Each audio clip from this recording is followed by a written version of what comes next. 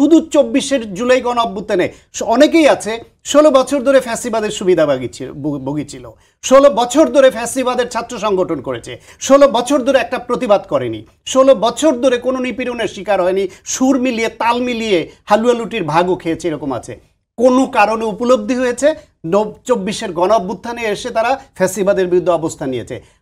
তাদের মুখে যদি আজকে বিএনপির নিন্দা, জামায়াত ইসলামের নিন্দা, গণসংহতির নিন্দা, নাগরিক ঐক্যের নিন্দা বা এই যে বিপি নূরের দলের নিন্দা করে, তাহলে সেটা সঙ্গত না। বরং বলা উচিত এরা প্রত্যেকে ফ্যাসিবাদের বিরুদ্ধে দীর্ঘদিন লড়াই করেছে, নিপীড়নের শিকার হয়েছে, আমরা নতুন করে যোগ হয়েছি, সবাই মিলে সফলতা এনেছি। সুতরাং আমাদের স্পিরিট যেটা, সেটা সকলের স্পিরিট।